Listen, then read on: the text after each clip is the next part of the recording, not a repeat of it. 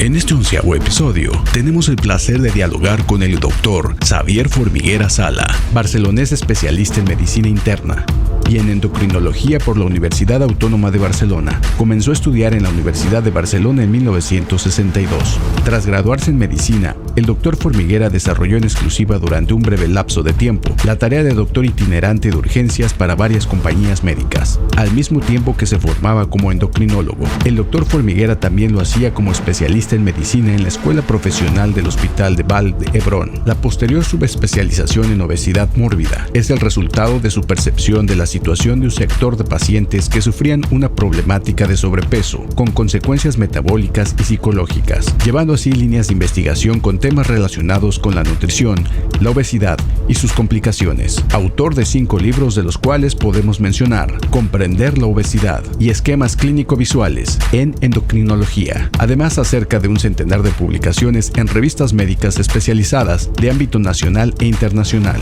Sean bienvenidos a un nuevo episodio de Diálogos con la Comunidad UO.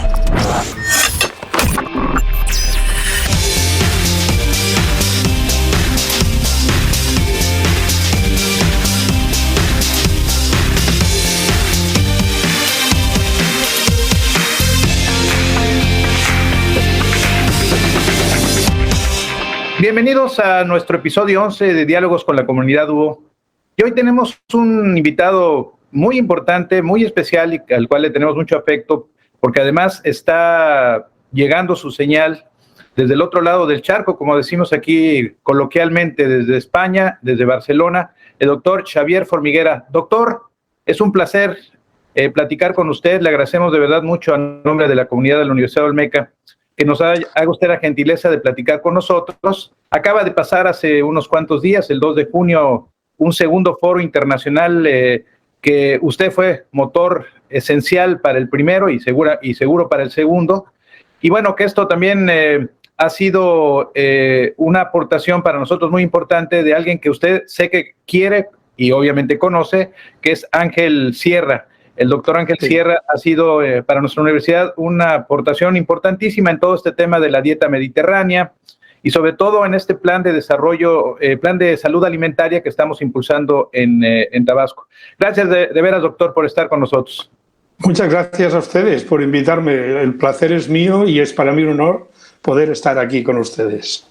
Doctor, si le parece, vamos a hacer una especie de cronología de esta pandemia tan compleja que al inicio del año pasado nos afectó de manera global, unos más, otros menos, esta pandemia surgida en China y que se propagó pues con una velocidad ad hoc a los tiempos de globalidad, de movilidad de las personas. A muchos nos tomó obviamente desprevenidos, con un sistema de salud que evidentemente en muchos países se colapsó porque pues crecieron de manera muy rápida no solo los contagios, las hospitalizaciones y lamentablemente los fallecimientos a nivel planetario. ¿Cuál es la visión, doctor, de usted desde este ámbito académico y sobre todo en la puerta específica donde de tanto tiempo atrás han estado trabajando en temas como son las comorbilidades, que sin lugar a dudas tuvieron o jugaron lamentablemente un papel muy importante en el número de contagios, en el número de hospitalizados y también de fallecidos? Bueno, pues la pandemia, al principio, efectivamente, yo creo que la mayoría de gobiernos, por lo menos en España, y supongo me da la impresión que en todo el mundo ocurrió lo mismo, se minusvaloró la importancia de la pandemia y la rapidez de propagación. Hoy en día, con los medios de desplazamiento, con los aviones, podemos llegar con mucha facilidad de una parte a la otra del mundo en relativamente pocas horas. Y los virus pues se expanden todavía con mayor velocidad. Aquí en España dijeron, nada, esto está ocurriendo en la China, en algunos casos en Italia, pero nuestro sistema sanitario es muy bueno y aquí no va a ocurrir esto y lo vamos a atajar enseguida. Mentira, porque aquí ocurrió lo mismo o peor incluso que en algunos otros países europeos, ¿no? Lo que sabemos es que la obesidad, igual que otras enfermedades no comunicables, constituyen factores de riesgo para una evolución tórpida de la enfermedad del COVID.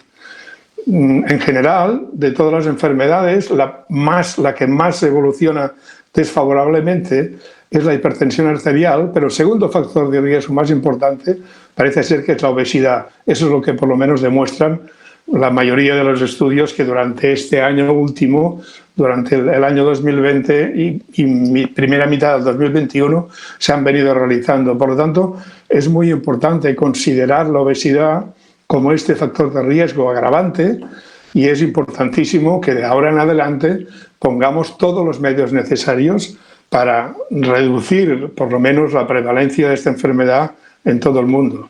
Ustedes en España utilizan un término muy común que es mejor prevenir que sanar. Que curar, sí. ¿No? Es un sí. Tema. Pero en este contexto del surgimiento de la pandemia, usted trajo ya a cuento esta pandemia muy grave que se vivió al inicio del siglo pasado, mal llamada gripe española, porque en realidad surgió en Estados Unidos.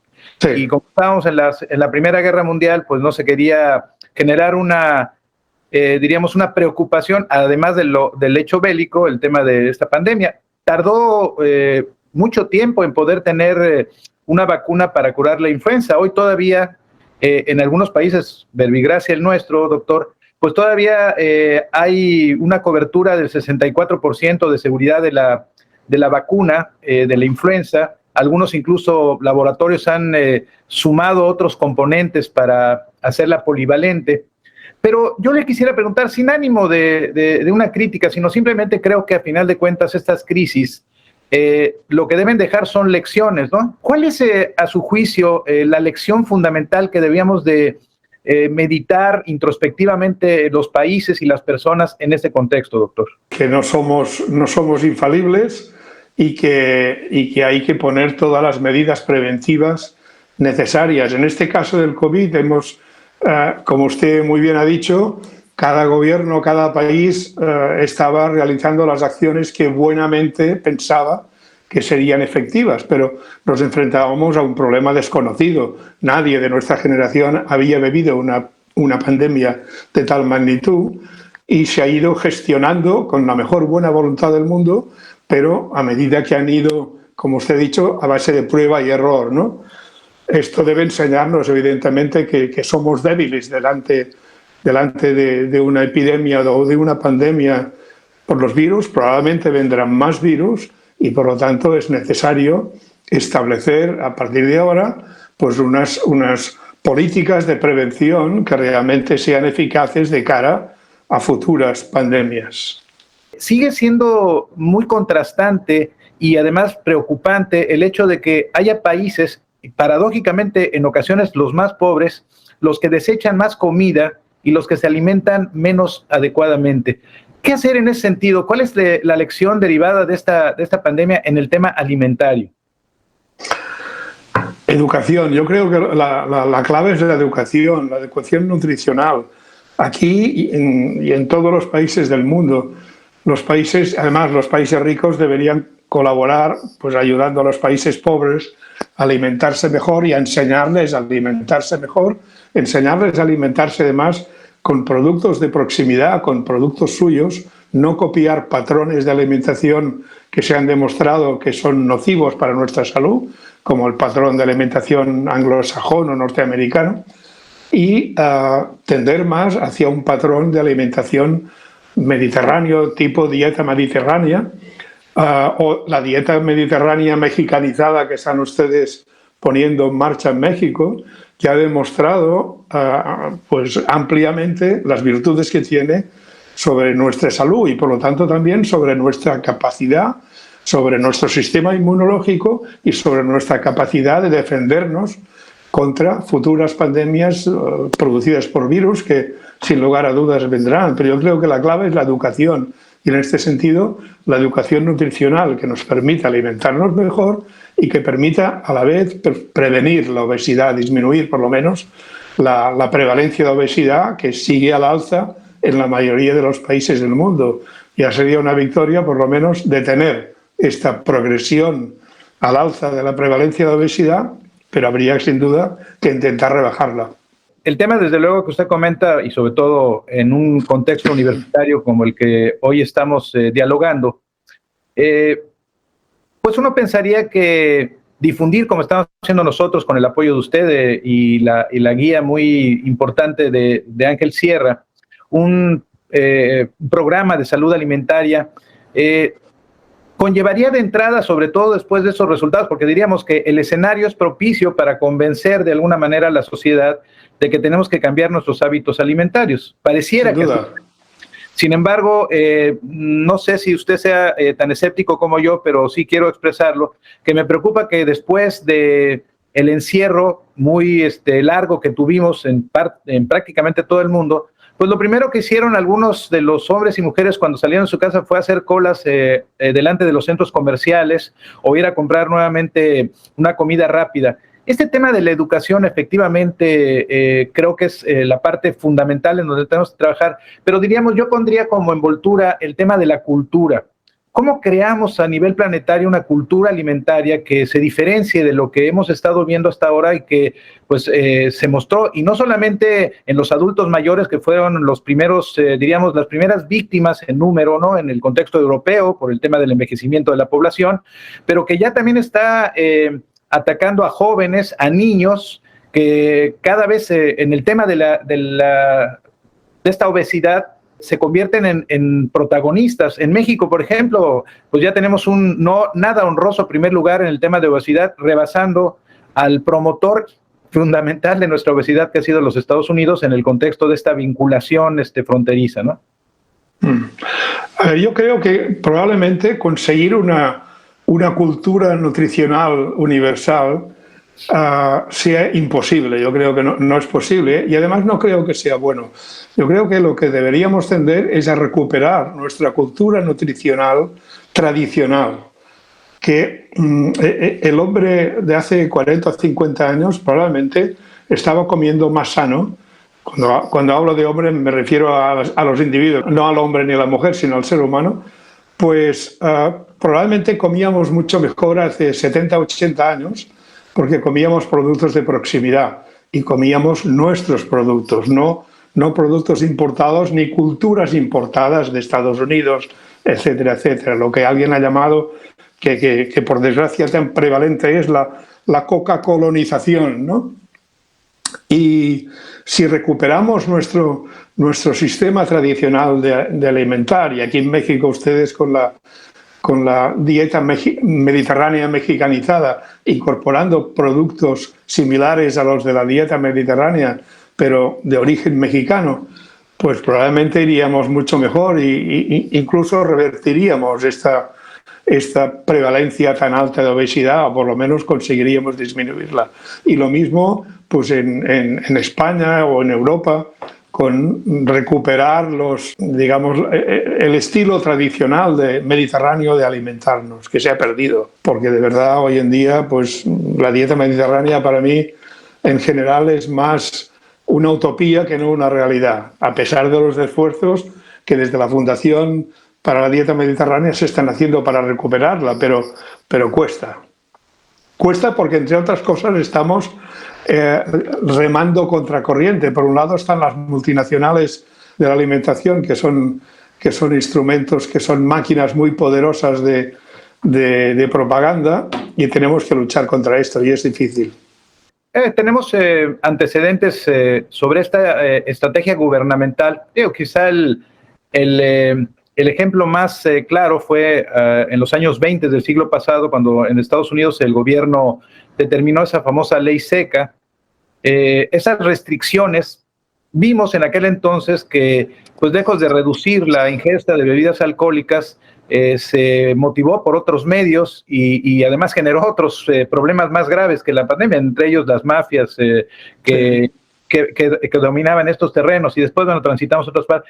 Esto no se ha dejado atrás, no sé si en España, pero cuando menos en México, en el caso de Tabasco específicamente, ha habido normatividad, reglamentos derivados de esta pandemia en donde, por ejemplo, se prohíbe que en las escuelas los niños puedan adquirir estos productos llamados chatarra, ¿no?, como los llamamos acá, y que ahora también en la periferia, así como en algún momento se prohibió la venta de bebidas alcohólicas cerca de las escuelas, lo cual no fue tampoco una medida ni exitosa ni dio resultados, pero digamos, ¿será la coerción el mecanismo a seguir o será el convencimiento de los riesgos que conlleva una mala alimentación?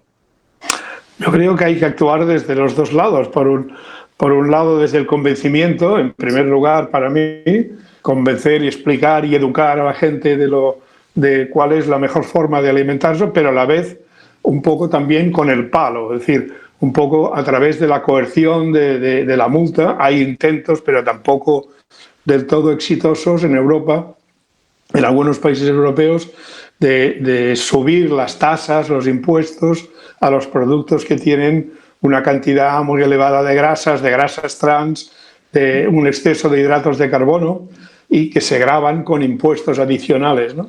Pero por lo menos que yo sepa, hasta ahora el resultado no ha sido ni mucho menos espectacular. Yo diría que no ha sido bueno el resultado, ¿no? Pero evidentemente hay que tomar alguna medida y la combinación de los dos, de medidas educativas y a la vez de medidas coercitivas, puede dar a la larga mejores resultados. Pero sobre todo la educación desde pequeños, desde la escuela primaria, los niños deben aprender a comer bien, deben aprender qué productos tienen en su país, qué productos tienen al lado de casa, y deben aprender lo bueno que son estos productos, lo apetitosos que son, y se les debe enseñar evidentemente que determinados tipos de comida basura pues son eso, basura y veneno. Nosotros ahora, curiosamente, en la pandemia se hizo una normatividad. La Secretaría de Salud, que es la que norma los aspectos sanitarios en nuestro país, ha obligado a los productores a colocar estos sellos, ¿no? Estos hexágonos que se colocan, no sé si sea símil en España. Creo que ya muchos sabíamos que eso ocurría, pero cuando menos le comparto que en el caso personal de la casa de usted, mi esposo y yo, bueno, nos hemos impactado porque consumíamos ciertos, porque suponíamos, por ejemplo, estos famosos productos light, ¿no? Que eran menos dañinos, cuando menos los refrescos, etcétera, ¿no? Y hoy que vamos al supermercado a comprar los productos, pues nos retraemos ya en algunos productos. Estas alertas tienen efecto en la población, realmente serán un motivo de, diríamos, de una introspección respecto a los daños que puede causar estos alimentos? Yo creo que esto es una buena medida. De hecho, usted lo ha explicado muy bien y lo ha experimentado en sus propias carnes, ¿no? Pero también mucha gente ni se lo lee esto. Aquí en España se utiliza un sistema con un semáforo rojo, amarillo y verde, y también la información nutricional lo más detallada posible, con el porcentaje de grasas trans, etcétera, etcétera. Pero mucha gente no sabe ni qué son las grasas trans, ni qué pintan allí, ni qué importancia pueden tener, ¿no? Y otros simplemente pues ni se miran la etiqueta. O sea, que sí, que todo esto son medidas que creo que colaboran, pero que la medida fundamental es la educación de la gente desde pequeños en la escuela. Doctor, le cuento una anécdota. Cuando nosotros empezamos a promover aquí en Tabasco y nos acercamos al gobierno del estado planteándole este plan de salud alimentaria, algunos amigos a los que decían, bueno, es que está basado en la dieta mediterránea y estamos haciendo un proceso mexicanizado, o sea, estamos adaptando y adoptando productos naturales. Y me decían algunos amigos, dice, pero es que la dieta mediterránea es un concepto que aquí a lo mejor necesito explicarlo, es para fifís, es para los ricos. La dieta mediterránea la consumen porque, bueno, la asocian al vino blanco, al vino tinto, al jamón serrano quizá, o sea, elementos que obviamente no están en la dieta mediterránea como elementos fundamentales.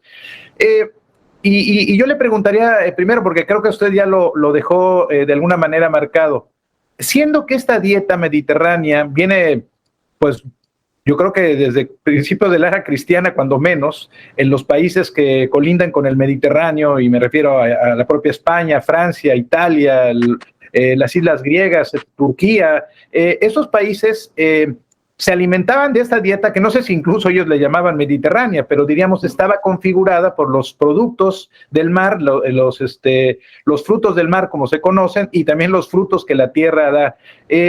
¿Cómo ha transitado esta dieta mediterránea a través del tiempo, doctor? Bueno, yo no sé, quizá voy a ser un poco escandaloso, pero yo creo que la dieta mediterránea, que es verdad, si de hecho el término lo acuñó Ansel Keys en el estudio de los 7 países, a base de unos estudios que estuvo haciendo en Creta, ¿no? En la isla de Creta.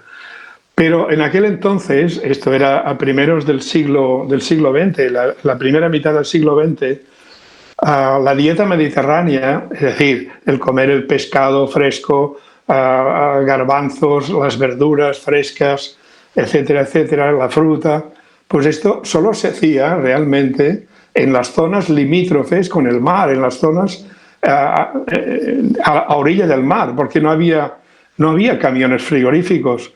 Cuando yo era pequeño, yo recuerdo perfectamente, en el interior de Cataluña, yo vivo en Barcelona, pues a 70 kilómetros de Cataluña el pescado prácticamente ni lo conocían, porque no había camiones frigoríficos y por lo menos en verano, pues una merluza no podía llegar desde la costa mediterránea hasta 70, 100 kilómetros tierra adentro, porque se estropeaba.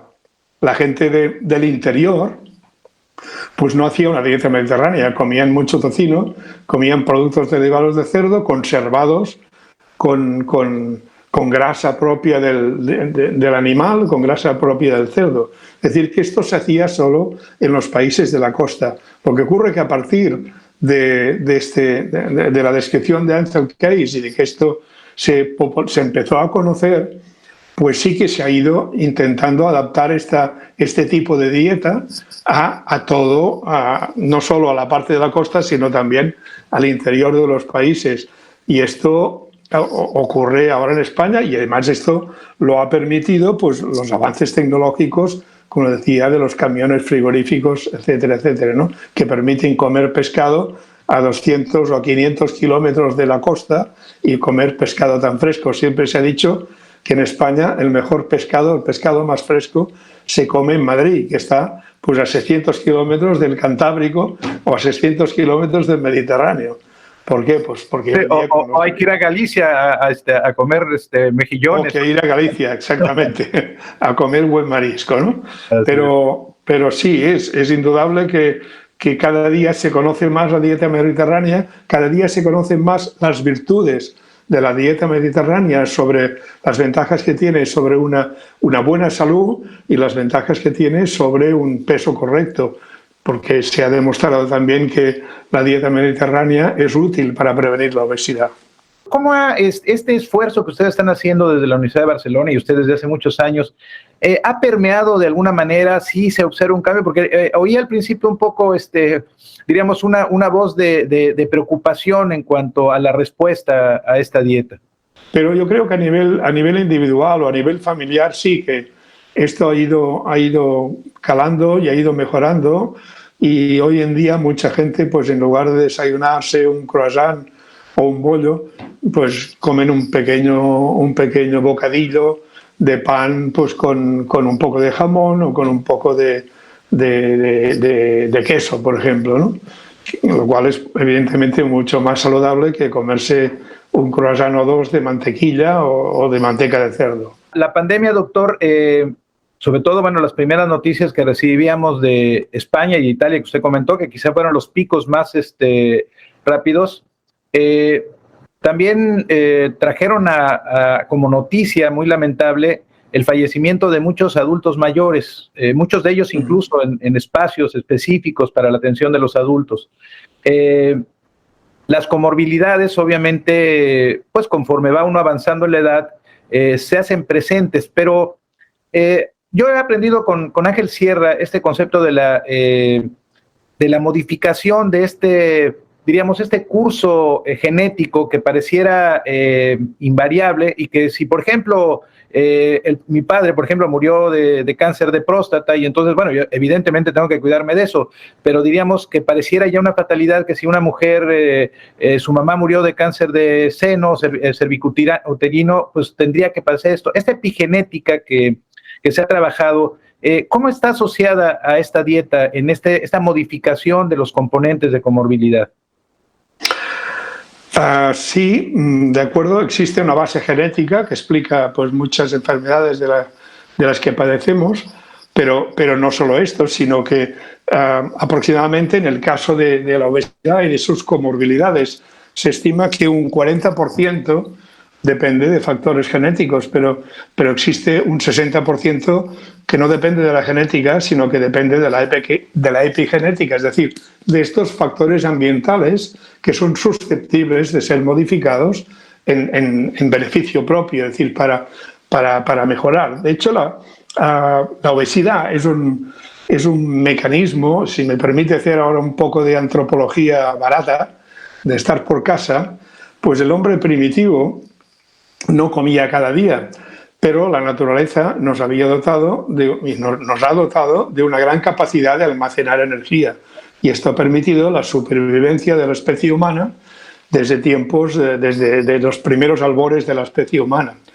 Pero al parecer la naturaleza no había previsto que la especie humana se civilizaría, y civilizarse, entre otras cosas, significa que nos estamos constantemente inventando sistemas y máquinas que nos permiten ahorrar energía. Y esta capacidad genética de almacenar energía, que hace pues 2.000 años, 4.000, 20.000 años era favorable y fue un factor positivo, pues ahora se ha hecho un factor negativo. ¿Por qué? Pues porque estas máquinas que nos hemos inventado nos permiten hoy en día vivir prácticamente sin gastar energía para nada. El coste energético de la vida diaria hoy en día es ínfimo en comparación con el coste energético, no ya diré del hombre de las cavernas, sino de la generación de nuestras abuelas, de hace 80 años o de hace 100 años. La vida hace 80 años requería un gasto energético brutal en comparación con la que tenemos ahora. Y esto, que en su día fue, como digo, un aspecto positivo, pues ahora ha sido un aspecto negativo. Y esto hay evidentemente que revertirlo. Y aquí volvemos a lo mismo, la educación no solo nutricional, sino la educación en el sentido de promover la actividad física. No olvide que las piernas nos las han diseñado para caminar. Hoy en día la mayoría solo las utilizan para apretar pedales del coche, para desplazarse de un sitio a otro, ¿no? Y todos estos factores ambientales, estos aspectos epigenéticos, son los que han precipitado desde hace 40, 50 años esta explosión en la prevalencia de obesidad que hay. Y evidentemente esto es modificable y tenemos que modificarlo, y esto lo tenemos que conseguir pues a través de la información. No hay otro sistema, creo. Usted hablaba de las transnacionales, sobre todo las farmacéuticas, han ganado millonarias cantidades con la venta en establecimientos especializados de estos complementos alimentarios, ¿no? En donde nos venden las pastillas de omega 3, omega 6, omega 9, de zinc, de calcio, de etcétera, ¿no? Cuando podríamos ahorrar todo eso porque los alimentos, tanto los del campo como los del mar, tienen todos esos elementos, incluso de manera abundante y además con la certidumbre de que efectivamente existen. ¿Cómo observa usted esta paradoja, doctor? La observo mal y con preocupación, porque es que además todos estos suplementos alimentarios está por ver muchas veces si realmente se absorben o no se absorben, si son útiles o no son útiles. La mejor manera, efectivamente, de tomar suplementos alimentarios es a través de los alimentos naturales, ¿no? Y esta es la mejor forma. Alguno que se alimente correctamente no le falta no tiene ningún déficit nutricional y por lo tanto no tiene ninguna necesidad de tomar ningún suplemento alimentario. Pero volvemos a lo de antes, la publicidad de estas grandes multinacionales de la farmacia y de la nutrición, pues son realmente máquinas apisonadoras que nos alcanzan a todos de manera inexorable, y hay que estar prevenidos, para insensibilizarnos contra esta publicidad engañosa y insisto, no se me ocurre otro sistema que la educación. Esta pandemia, evidentemente, sobre todo por su rapidez de transmisión, sobre todo las mutaciones que ahora escuchamos, que si la India, que si Brasil, que si Sudáfrica, obviamente nos harán mantenernos en guardia durante buen tiempo. Seguramente usted lo vivió, doctor, en los primeros meses y diríamos ya transitado el segundo semestre de esta pandemia, y lo digo porque lo hicimos en la casa de usted. Venían las recomendaciones de tomar mucha vitamina C, mucha vitamina E, D, salir a caminar con el cubrebocas. Todos esos elementos nos llenaron, y lo digo con pena, pero tengo que reconocerlo, que en la casa de usted tenemos una cajita donde están todos esos, no sé si son suplementos alimentarios, medicamentos, que nos decían, esto te va a ayudar a que no te contagies, y que si te contagias vas a tener diríamos, un tránsito menos complejo, ¿no? Que te lleva al hospital y lamentablemente al fallecimiento.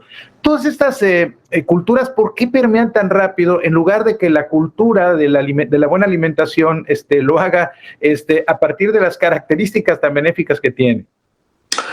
Porque yo creo que la especie humana tiene una gran tendencia a creer en los milagros, y si le venden bien la moto de que la vitamina C le va a evitar contagiarse del COVID, pues se lo cree, ¿no? Y se compra la vitamina C en lugar de comerse pues un par de naranjas que tendrá la misma cantidad de vitamina C y además de mucha mejor calidad, ¿no? Pero ya digo, nuestra gran afición, la especie humana es difícil de educar, y tenemos nuestras costumbres. Por ejemplo, ahora aquí en España, parece que la epidemia está remitiendo poquito a poco, y se empieza ya a abrir un poco las restricciones que había. Es decir, había un toque de queda, la gente tenía que quedarse en casa a partir de las 10 de la noche. Ahora este toque de queda se ha acabado, y los fines de semana pues es un escándalo. La gente sale en masa pues a las playas a hacer lo que llamamos el botellón, con cervezas, con alcohol, beben, bailan, se besan, ríen. Está lógicamente, pero es como si hubiéramos tenido un perro amarrado durante mucho tiempo, y cuando lo sueltas evidentemente no hay quien lo pare, ¿no? Claro. Y un poco está ocurriendo esto aquí, y da un poco de miedo, de verdad. En Tabasco, le comento, por ejemplo, en el año 85 gobernaba una persona que implementó programas que han de alguna manera, diríamos, permanecido, ya no con la misma intensidad, pero uno de ellos fue el cultivo de traspatio. Tenía un componente también cultural, pero sobre todo también económico, que es esta economía social, ¿no? Porque las personas que en su traspatio, un espacio de tierra suficiente, pues cultivaban chaya, mangos, plátanos, para la ingesta personal, pero también en un momento determinado el excedente de producción, dirían los economistas, pues iba al mercado, a un mercado comunitario. Esto en el contexto europeo, en este tema de la dieta mediterránea, podría tener también esos efectos, sobre todo y que la Unión Europea da matices tan divergentes, tan heterogéneos, ¿verdad? No es lo mismo los países que se incorporaron ya al último que los que estaban desde el inicio, pero ese contexto de la economía social podría también tener un factor adicional de contribución con la dieta mediterránea. Sí, por supuesto que sí. Aquí Europa es una región muy diversa, no tiene nada que ver o muy poco que ver culturalmente y desde el punto de vista nutricional, pues un lituano o un sueco y un español. Son culturas muy diversas, muy distintas, pero sí que es verdad, esto que dice usted del traspatio. En España es frecuente que la gente tenga su pequeño huerto, le llamamos aquí, ¿no? Donde en el huerto pues cultiva hortalizas, cultiva legumbres, cultiva lechugas, etcétera, etcétera, para su consumo propio. Y esto es evidentemente muy bueno. Pero esto no es posible, por ejemplo, en países del norte de Europa como Suecia, porque la temperatura no permite estas cosas, a no ser que se tengan invernaderos, pero ya esto no está, digamos, individualizado, ¿no? Ya. Y eleva mucho los costos de producción, obviamente. Y eleva muchísimo los costes de producción. Y aunque, pues en concreto, Suecia es un país rico, pero no todo el mundo tiene un invernadero en su jardín, ¿no? Pero en España sí, en España esto evidentemente es muy bueno y muy saludable que la gente cultive. Y aparte que tiene también un interés desde el punto de vista de salud mental y además física, porque mientras uno está cavando el huerto, pues está haciendo ejercicio y está distrayéndose y no pensando en otras cosas. Y luego además los tomates que uno cultiva en su huerto, bueno, tienen todos los sabores del mundo. Los que llegamos aquí, debemos de reconocerlo, modificamos, a veces para bien, pero creo que en mucho para mal, este tema de la dieta. Esta migración, este hecho, además de lo que usted plantea, que no es lo mismo los países nórdicos que los mediterráneos, ni los del centro de Europa, ni los que venían de ser hace poco tiempo parte del bloque socialista, ¿no? Y que tenían una cultura y una conformación, quizá disciplina que pudiera ser más fácil de modificar. Pero todo este tema de la movilidad, frente a una especie de nacionalismo de la dieta, ¿podría funcionar, doctor? Sí, que podría funcionar si la gente que se mueve procurara integrarse al sitio donde va a parar, ¿no? Al sitio donde se ha movido. Pero muchas veces esto no ocurre y además lo que conlleva este movimiento de personas, estos ríos migratorios, es que se globalicen las cosas también y se globalicen las formas de comer y se uniformicen y se pierda el localismo a la hora de alimentarnos. Pero sería muy bueno, efectivamente, que la gente que se desplaza se adaptara al tipo a la cultura gastronómica, a la cultura nutricional del sitio que le recibe. De esta forma no se perdería. Doctor, ya usted ha dejado muy claro este tema, ¿no?, de la educación. A mí me preocupa porque he estado mucho tiempo en el sector educativo y sí se han hecho esfuerzos importantes en las aulas, pero lamentablemente a veces hay una divergencia, una dicotomía en un momento determinado entre lo que uno enseña en las aulas y lo que se hace en la casa, ¿no? Porque es ahí importante, ¿no? Si la mamá, que además hoy tiene a nivel planetario, casi general, un papel diferente, ¿no? Ya no es la famosa ama de casa que compraba las cosas, hacía la comida y cuidaba que sus hijos fueran bien alimentados en la casa. Y no es que haya dejado de ser responsable, es que hoy tiene otras funciones y el tema de la comida rápida pues se ha convertido también en una parte de la dieta cotidiana de las casas, ¿no? Eso es un tema que evidentemente tenemos que tratar. Pero el punto nodal para entender por qué es conveniente adoptar una dieta con las características de la dieta mediterránea y en ese contexto la mexicanizada, tiene que ver con algo que a mí me preocupa desde tiempo, ahora recién en nuestra universidad, que espero que la visite usted pronto, acabamos de generar una escuela de educación permanente y a lo largo de la vida, porque pensamos que la educación empieza con la vida y termina con ella, ¿no? Y que tenemos que generar estas competencias alimentarias, competencias genéricas, etcétera. Pero también el tema es que esta pandemia evidenció no solo la fragilidad de las personas adultas mayores, que en un momento determinado tenemos más riesgos, sino que el tema de la enfermedad, y lo comentaba yo hace varios minutos, ese tema de que es necesario crear una cultura de la prevención y reducir el tema de la curación. Y esto porque la pandemia, si alguien tenía dudas, evidencia el enorme costo financiero para los gobiernos de ya de por sí cuidar problemas cotidianos como son las enfermedades crónico-degenerativas, el cáncer y otros padecimientos que no hemos podido revertir. Y si ahora sumamos este tema de la pandemia, pues obviamente, lo digo con toda responsabilidad, se gastó mucho dinero en la atención de la pandemia, dinero que se debió haber utilizado antes para la prevención de la pandemia y de otras enfermedades, doctor. Sí, pero yo no sé en México, pero en España, y supongo que en México igual, los políticos, que son los que deberían implementar todas estas políticas de prevención, miran solo el corto plazo. Por desgracia, miran solo el que en las próximas elecciones les vuelvan a elegir. Y entonces buscan resultados inmediatos. La prevención, los resultados de la prevención se ven a la larga. Lo que estemos haciendo ahora, educando ahora para prevenir enfermedades, se verá los buenos resultados dentro de 20 años. y dentro de 20 años el político que haya implementado estas políticas preventivas no se va a poder poner la medalla, se la pondrá otro. Y esto no les gusta, no es fácil, sobre todo si el otro es de otro partido. Claro, entonces peor todavía. Pero bueno, la medicina preventiva, que sería la ideal, como usted ha dicho, prevenir enfermedades, no curarlas, sino evitar que aparezcan enfermedades, es una medicina muy costosa, mucho más cara que la medicina curativa, ¿no?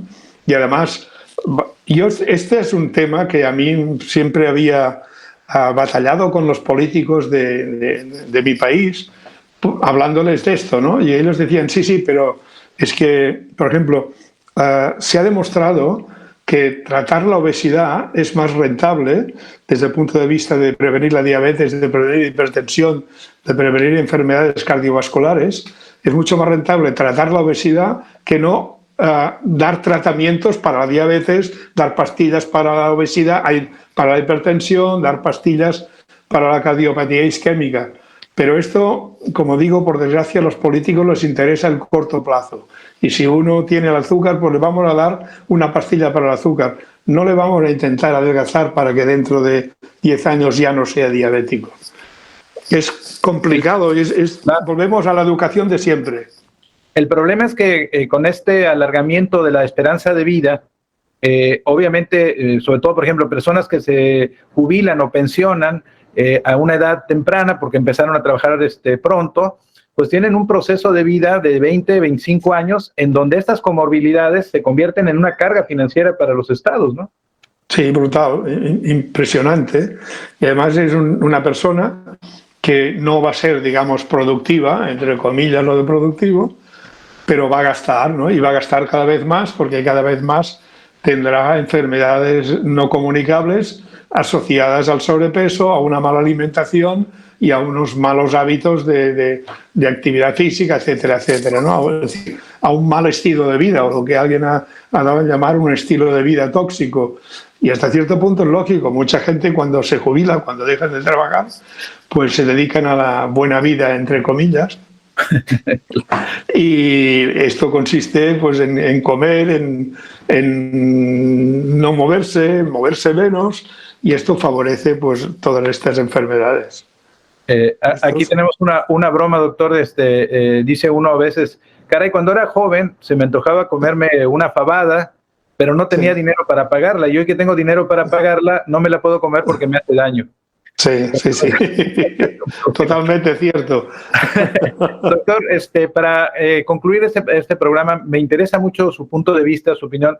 Como ustedes saben, la Universidad Olmeca, pero que además lo entendemos, no es un proyecto que puede tener alcances y éxito si solo la universidad per se lo hace. Necesitamos otros componentes, otros agregados y otros socios. Pero diríamos, este proyecto de la dieta mediterránea mexicanizada que ha impulsado Ángel Sierra, que se formó en la universidad donde usted también es parte importante, genera para nosotros muchas expectativas. Sí es cierto, sabemos que es un tema educativo, sabemos que es un tema de cambio de cultura, pero diríamos desde el punto de vista social también creemos que será una oportunidad para un reencuentro de la población con sus raíces, ¿no? Nuestro lema de nuestra universidad es Raíces, Sabiduría.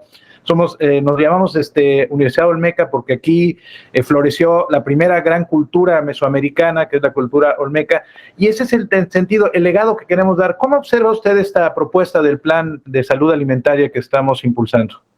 Pues yo lo veo de una manera maravillosa, lo veo que es una idea genial que han tenido ustedes, Ángel Sierra, y usted que lo ha apoyado desde el primer momento.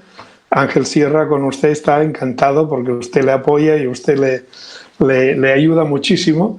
Yo creo que esto es extraordinario, que es una iniciativa muy importante y que es cierto que van a tener mucho trabajo, van a tener mucho que hacer, necesitarán mucha colaboración de otras entidades, pero que es buenísimo que esto lo impulse la universidad, que es desde mi punto de vista donde tienen que impulsarse las cosas y todas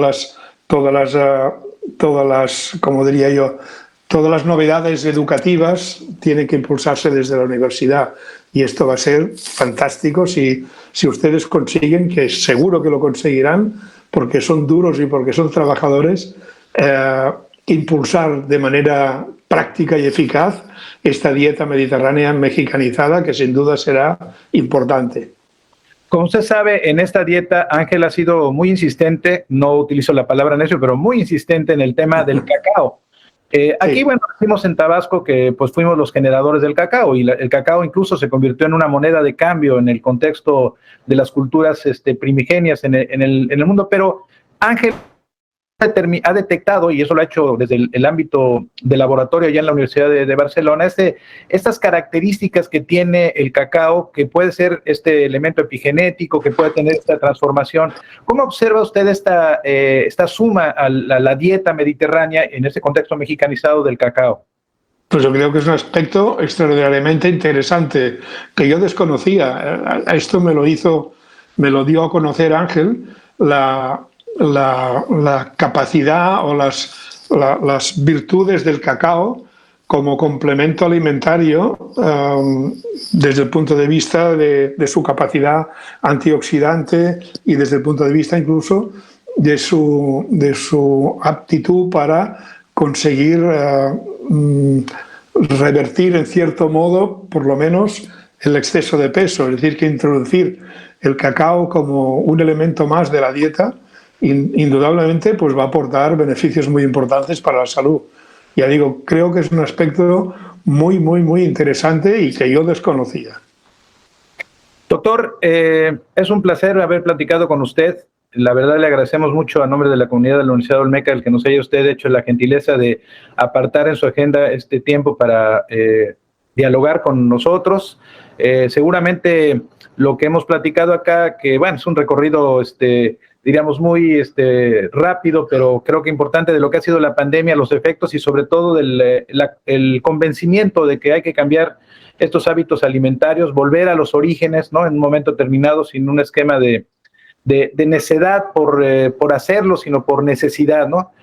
Espero, doctor, que lo podamos ver pronto aquí en Tabasco y si no también allá algún día en esa bella ciudad barcelonesa.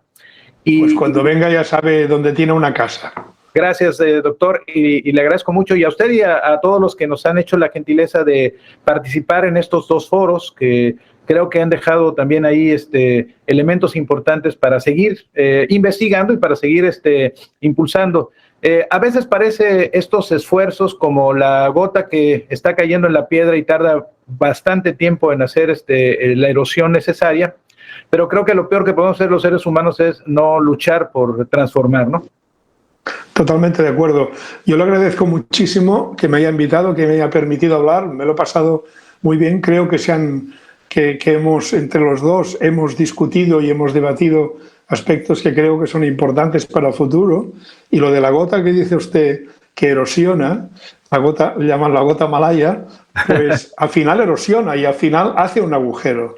Y al final es efectiva, aunque a veces sea lento, pero es igual, hay que seguir, hay que seguir, hay que seguir.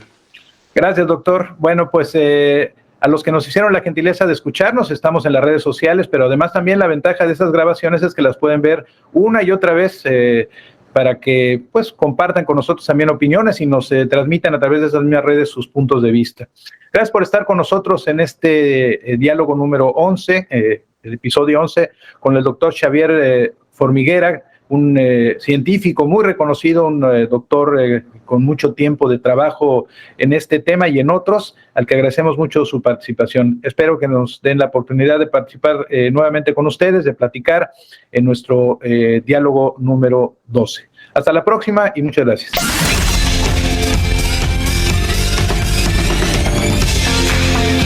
Universidad Olmeca. Raíz de sabiduría.